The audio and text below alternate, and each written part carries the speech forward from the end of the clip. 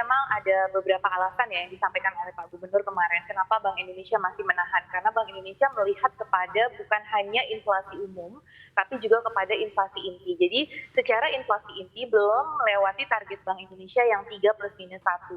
Walaupun secara headline inflation pada Juni ini kita diperkirakan akan di atas 4%. Jadi memang mungkin BI masih menahan momentum untuk ke pertumbuhan ekonomi di kuartal 2. Jadi ini kan bulan Juni ya, jadi mungkin ingin memenuhi dulu target pertumbuhan ekonomi di kuartal 2 dan melihat masih potensi devisa dan capital outflow yang masih bisa terkendali sehingga kepada rupiah masih bisa dilakukan intervensi.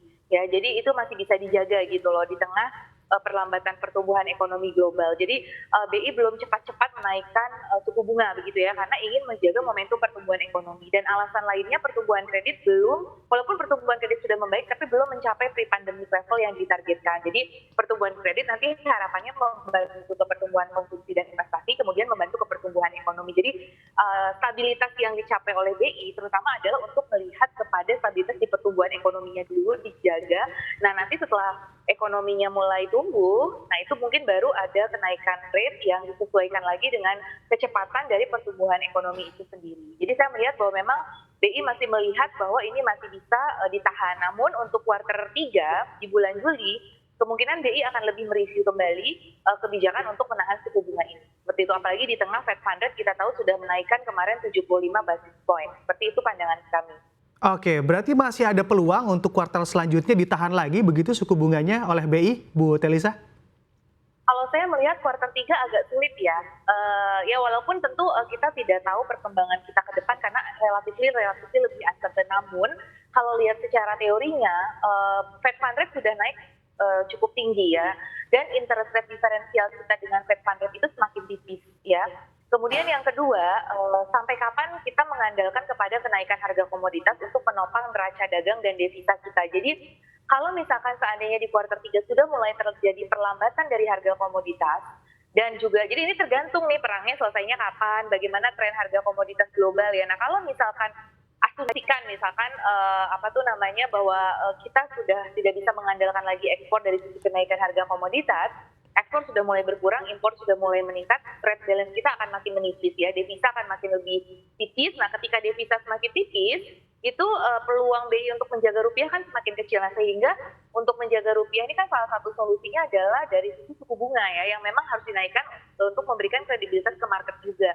Bahwa memang Bank Indonesia memang memperhatikan juga stabilitas rupiah sebagai fungsi dari tupoksi utama Bank Indonesia memang untuk menjaga stabilitas harga.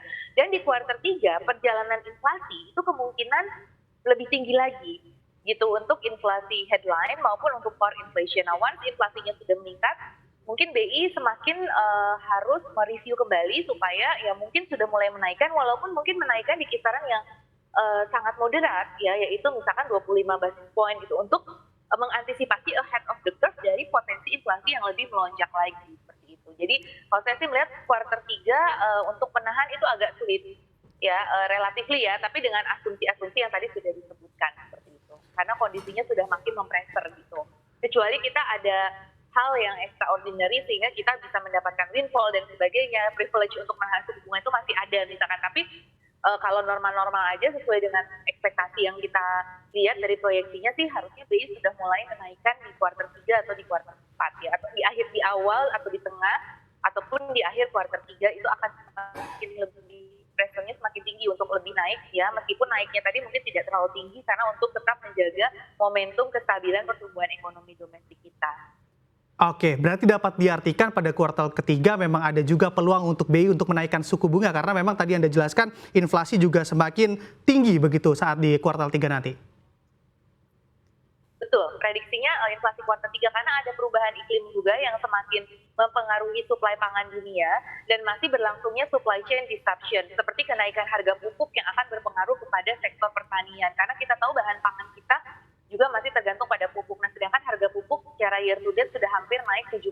Nah, ini juga yang perlu kita waspadai ya. Jadi harga bahan input, ya kita tahu harga minyak, harga gas, harga coal, semuanya juga sudah mengalami peningkatan. Dan ada automatic tarif adjustment meskipun masih di level yang hanya untuk 3.500 PA ke atas, namun setidaknya itu akan dipasu juga dari konsumen komersial kepada kenaikan harga biaya produksi untuk harga-harga yang berlaku di pasar. Nah, itu juga yang perlu kita waspadai, sehingga memang kecenderungan inflasi yang lebih tinggi ini memang perlu diwaspadai dengan ya tadi respon kenaikan suku bunga. Meskipun tadi sekali lagi suku bunga lebih di demand side-nya untuk core inflation atau inflasi inti, tapi tetap saja ada juga korelasi dengan headline inflation tadi.